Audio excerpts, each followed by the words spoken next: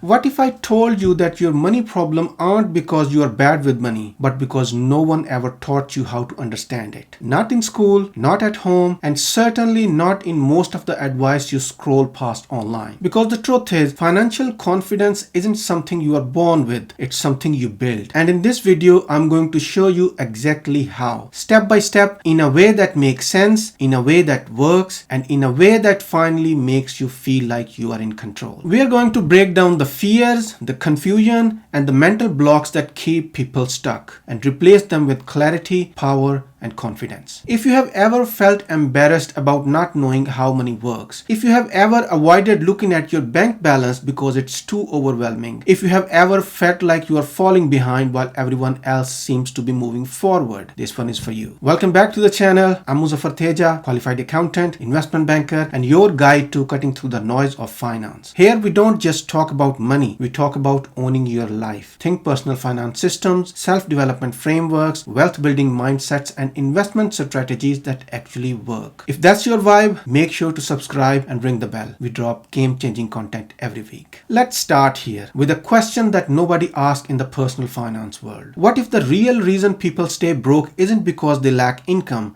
but because they lack confidence? Not arrogance, not wishful thinking, but quiet, unshakable financial confidence. The kind that lets you make smart decisions without panic, plan your future without fear, and talk about money without shame. Because here is the uncomfortable truth. You can give someone the best budgeting tool in the world and they still won't use it if deep down they don't believe it will make a difference. You can show them the perfect investing strategy and they will still scroll past it if they don't believe they are smart enough to manage money. So before we talk about ISAs, pensions, property, stocks, side hustles, or anything else, we need to fix something deeper. Let me ask you something. When you think about your finances, what's the first emotion that comes up? Be honest. Is it stress, shame, embarrassment, anxiety, panic, guilt? You're not alone. Most people carry emotional baggage when it comes to money. Why? Because they were never taught how to understand it, let alone master it. They were handed responsibility, but never the tools. Expected to make decisions, but never given the clarity. You leave school knowing how to label a mitochondria or solve a quadratic equation, but no clue how credit card works, how compound interest trap you, or how taxes even function. And so, what happens? You wing it. You copy what your parents did, you avoid looking too closely, you say things like, I'm just not a money person, and that becomes your story. But the truth is, you can be a money person. You just haven't been given the right way to look at it yet. Let's break this myth right now. Financial confidence isn't about having loads of money. It's about knowing what to do with whatever money you do have. It's not about being rich, it's about being ready. It's about being calm, clear-headed, and informed, whether you got £50 or £50,000. True financial confidence means you don't panic when your bill goes up, you don't freeze when someone mentions pensions, you don't get embarrassed when talking about money. Instead, you ask better questions, you make smarter choices, you sleep better at night. And most importantly, you move through life with a sense of stability that most people never experience. That's what we are here to build. Let's talk about the three biggest traps that stop people from building financial confidence. Number one, the shame loop. This is where people say, I should already know this. And because they don't, they feel embarrassed. So they avoid it even more. Which means they keep not learning, which deepens the shame and the loop continues. But let me say this clearly. It's not your fault that you don't know, but it's your responsibility to change that now. There is zero shame in learning as an adult what you were never taught as a child. Number two, the information avalanche. Go online and you will see 1,000 conflicting opinions. Save 6 months expenses. No, invest it all. Buy a house. Rent and invest instead. Use credit cards. Avoid all the debts. This flood of advice doesn't help people. It paralyzes them. Because when everything feels urgent, nothing gets done. That's why in this video we are starting from ground up. No overwhelm, just clarity. Number three, the fear of starting. This is the voice that says, what if I mess up? What if it's too late? What if I'm too far behind? Here is the truth. The best time to start was 10 years ago, and the second best time is right now. It's never too late to learn how to manage your money, and you are not behind. You are exactly where your next breakthrough begins. Most people live in reactive mode with money. They check their bank balance after spending. They look at credit card debt only when bill arrives. They panic when they can't pay, then promise to start budgeting next month. But financial confidence flips that on its head. You stop reacting, you start leading. You look ahead. start, you prepare, you set rules for your money before the chaos hits. That's how you go from overwhelmed to empowered. So let's get into it. The first real mindset shift that builds financial confidence is this. You have to stop playing someone else's game. Because here is the truth. Most of us were never taught how money really works. We were taught how to earn it, maybe, how to spend it, definitely, how to keep it, how to grow it, how to actually build freedom with it. You see, from the moment you step into school, you are trained to follow a path. Work hard, get good grades, find a safe job, then spend 40 years paying off debt, surviving inflation, and maybe retiring in your 60s, tired, stretched, and wondering where your life went. That's not wealth. That's wage slavery. And that's not the game wealthy are playing. The rich were taught differently. They learn early on that money is a tool, not a reward. They learn systems, not just salaries. They learn how to make money work for them even while they sleep because they understand the rules of the game. But if you have never been exposed to those rules, how can you possibly win? Let's talk about mindset, because the biggest financial prison isn't debt, it's scarcity thinking. It's the belief that there is never enough. Not enough money, not enough time, not enough opportunity. It's the habit of playing defense your whole life, cutting back, shrinking down, hesitating before every financial decision, just trying to make the ends meet. Scarcity thinking keeps you small.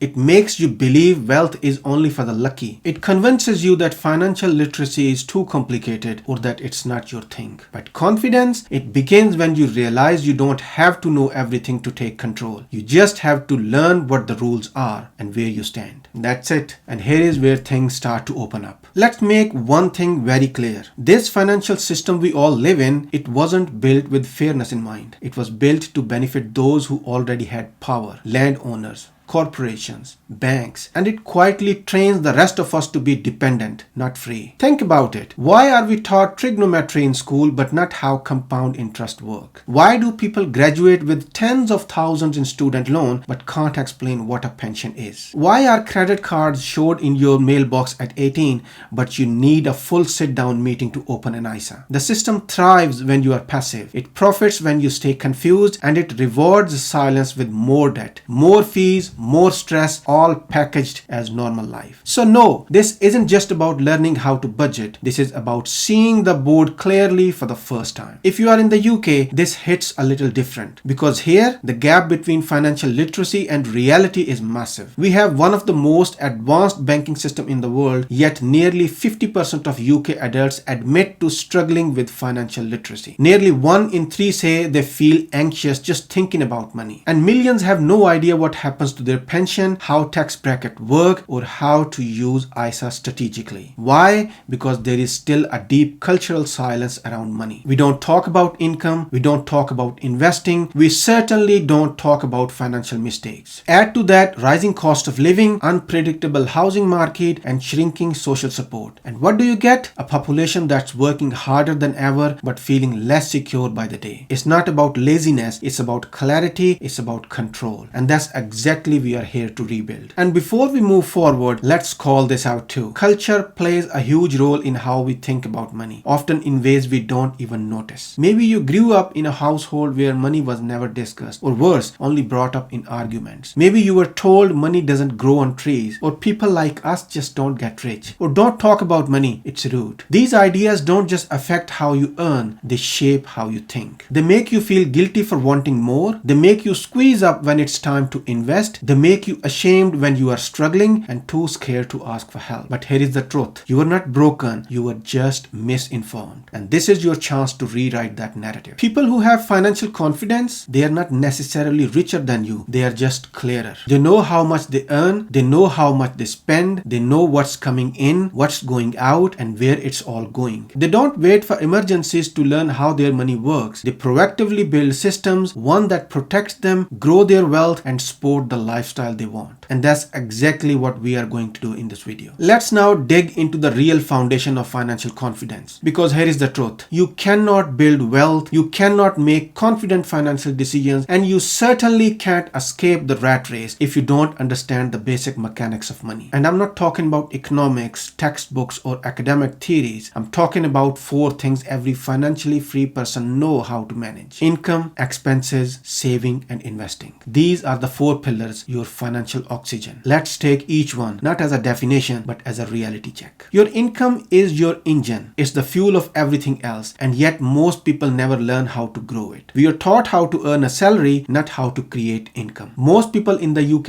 rely on a single income stream, a full-time job. And there is nothing wrong with that, unless it's your only plan forever. Because here is the truth no one wants to say out loud. If your only income comes from one job, your freedom is one HR meeting away from vanishing. And if your income can't scale, your lifestyle will eventually outgrow your earnings. So what does income mastery actually look like? Let me break it down in stages. Stage 1, controlled income. This is where most people start: a salary, a shift-based wage, or a fixed freelance rate. It's predictable, it's safe, but it's capped. Your time equals to your income. Financial confidence here comes from understanding your worth. If you are making £28,000 a year and living in a city where rent is £1,200, you don't have an income problem, you have a math problem. And it's time to negotiate, retain, relocate, or side hustle. Stage 2, flexible income. This is where income becomes interesting. You start to uncouple your time from your money. Maybe you freelance, maybe you start a consulting side hustle, maybe you sell products online. Either way, you are no longer waiting for a manager to hand you a raise. You build the raise. Confidence builds fast when you realize I can make more if I get smarter, not just if I work harder. Stage 3, scalable income. This is where freedom begins. You have created something that can grow without you trading hours for pounds. Maybe it's a business, maybe it's property income, maybe it's licensing your skills or building digital products. Now your income doesn't stop when you do, and that's the goal. But let me be clear, you don't need to start at stage 3. You just need to stop living like stage 1 is your final destination. Start with one layer, then add second, and create one that doesn't depend on your physical presence at all. That's how income becomes a tool, not a trap. Let's move to expenses, the part everyone thinks they've got under control until they open their banking app and wonder where their paycheck went. Most people don't have an earning problem, they have a leakage problem. Here is the uncomfortable truth. If your expenses rise as fast as your income, you will always feel broke, no matter how much you earn. And in the UK, especially in 2025, expenses are cleverly disguised traps. Let's talk about them. The discretionary lifestyle inflation. You used to be happy with a £3 Tesco meal deal. Now it's Pret. 5 times a week at £7.25 a pop. You upgraded your phone, your car, your flat, but not your financial foundation. This is lifestyle inflation, and it's silent killer. It doesn't feel like reckless spending, but over time it robs your investing power. The subscription sneak attack. £9.99 for Netflix, £10.99 for Spotify, £14.99 for Disney Plus, £6.99 for that productivity app you forgot you signed up for. They don't seem like much until you are spending £150 a month on services you barely use. Do a subscription audit. Right now, cancel what doesn't earn its place. The debt disguise. Buy now, pay later, Klarna, credit cards for points. This is where the banks eat your future. It feels like financial flexibility, but really it's a debt in new dress, and it delays your freedom. If you're financing things that don't go up in value, you are building your life on sand. So what's the real solution? Track everything. And I mean everything. You don't need a fancy app, a spreadsheet, or a notebook is enough. But if you can't tell me where your last £500 went, you don't control your expenses, they control you. Now let's talk about saving, the most misunderstood pillar of them all. We are told to save what's left after expenses. But if you save after spending, there will never be anything left. Saving is a priority, not a leftover. So what does that look like in real life? Pay yourself first. Before you pay rent, before you buy grocery, before before you top up your Oyster card, you pay yourself. That means the moment money lands in your account, 10%,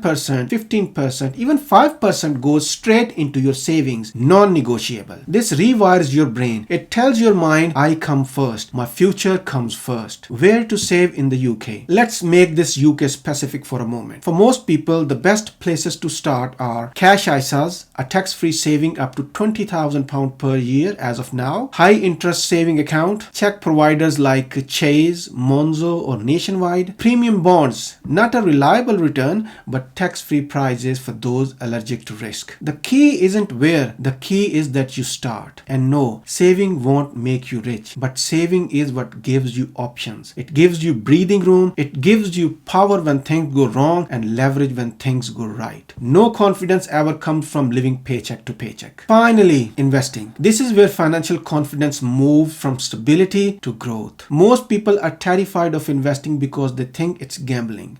And to be fair, it is if you don't know what you are doing. But investing isn't about day trading crypto or chasing the next hype stock. It's about owning assets that grow in value while you sleep. So what should beginners in the UK focus on? Start simple, stock market. Use stocks and share ISA to invest tax-free. Look into low-cost index funds. For example, FTSE 100 or S&P 500. ETFs from Vanguard, iShare or HSBC. Platforms like Vanguard UK, Hargreaves Lansdowne or Free Trade. Remember, this isn't about picking winners, it's about consistency. £200 a month into a global ETF for 10 years with compound growth is a different life. Property as long-term play. Yes, buying a property to rent out or to live in can be an investment, but only if you understand the long-term costs. It fits your risk tolerance. You are not over-leveraged. Don't buy just because your uncle said it's smart. Buy if it aligns with your plan. Halal investing options. For those with faith-based values, look into Sharia-compliant ETFs. Use platforms like Wahid Invest or check funds approved by MSCI Islamic. Avoid interest-bearing instruments. You can invest ethically and profitably. It's not either or. Investing is the slow cooker of wealth. It's not about flashy gains. It's about discipline, diversification, and time. Let me leave you with this. You don't need to be a millionaire to win with money. You just need to master these 4 things.